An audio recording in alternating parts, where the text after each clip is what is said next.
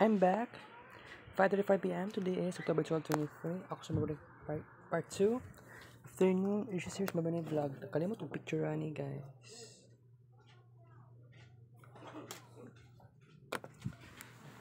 Tarong sa natong langit. Yung color orange yung langit. Bago magabi karon. Yung color orange yung langit.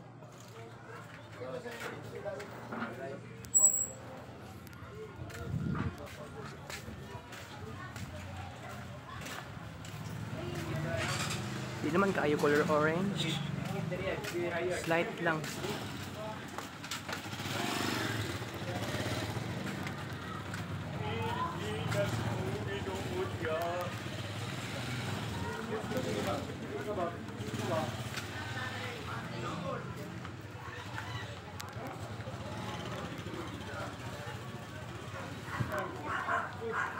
Ganiya kay orange kang langit ganiya. Ano?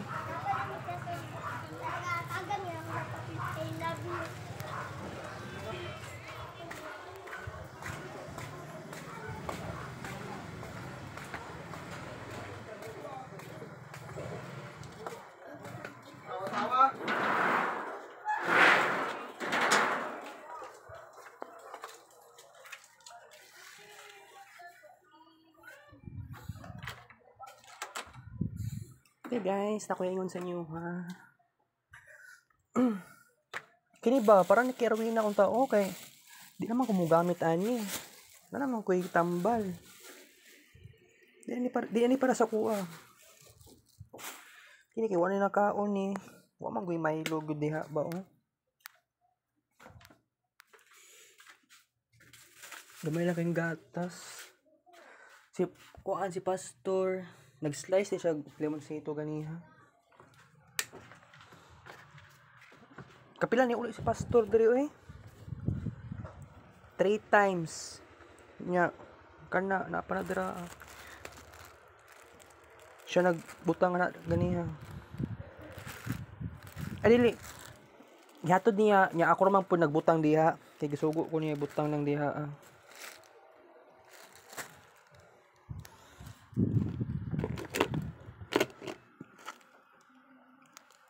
Lakas maka nostalgia ning balay namo eh. Dagan kog ma-miss ba no? Okay. Kini kay kuan ni siya. Tambal sa warts para ni sa akong mama good guys. Lah, more lagi bebero. Dagan to ko i-discuss inyo kaganiha guys katong nag part 1 ta after issue series. Kaya lang si pastor nagsabay mig uli kaganiha. Yawa ray kaayo kay naglagot din ko nung nanggigil ko. Okay. Napapatay lang discussion. Okay, by the way, next week, kuan na gyud next week, officially mag exam, Lunes, and then pagka Thursday, wala may klase sa Thursday next week. Second term namo. Pero I don't know if masiguro next week Thursday, siguro sa kuan pa. Nota karon okay, 16 karong 16 Lunes times 16 plus 7 is 23. So siguro sa October 23 pa siguro may mag second term. Ambot na lagi kung tinuod ba October 19. Depende.